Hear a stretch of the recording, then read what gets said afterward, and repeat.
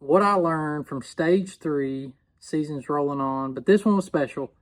Dale Hollow Lake, it's really close to my house. It's the closest I've ever fished to my house in a professional level event.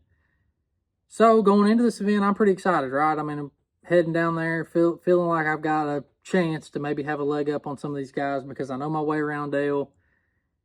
And worst tournament I've had in a long time. So finished, I think, 36th or 37th in my group. Just an absolute train wreck of a tournament. And so today's what I learned tip is going to come simply from, so I looked at a large portion of the lake, but I looked where I always catch them. Now, that doesn't mean I just fished one creek, like I went to my favorite creek and that's all I fished. That's not what happened. I did try to look at a pretty good sample size portion of the lake, and it was really kind of funky all week. Like in practice, it just was weird. Of course, I got some bites and made me think it was okay. It just was it was just weird. It just never really, I never got in a rhythm and it never got good. Of course, some fish were trying to spawn, some were still out, that type of thing. What happened, I missed the section of the lake. And oftentimes in the spring, what you see in these lakes is there'll be little sections that pop off, the upper end, middle, lower end.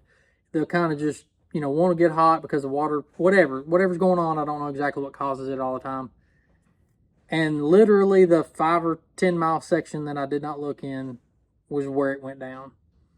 And I just have never spent a lot of time there. I've never spent, I've not known of a lot of tournaments to get one in that section. I haven't spent a ton of time there. But for some reason, those fish really were in that section for this go around.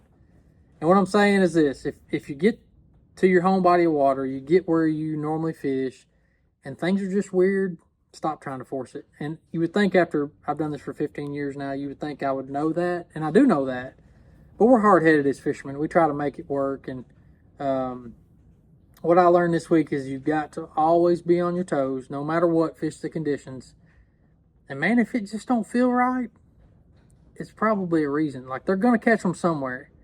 And it might be time to fire that Mercury up and run down the lake or run up the lake and, at least get in a different section and try to make it honest and tell you that it's going to be just as bad or just as weird in another section. And that's what I learned, and it's crazy that it goes by that fast and it can just get on top of you and you can have a bad tournament. You think that can never happen to me, especially on a place that I know. But it did to me, and it all boiled down to the fact that I was not in the right section and I tried to force it based off history. So there's your lesson. Be sure to like and subscribe. Appreciate you guys following along. We love filming this stuff of course, we're filming on Real Blazer products and trying to share a little something that maybe you can learn too.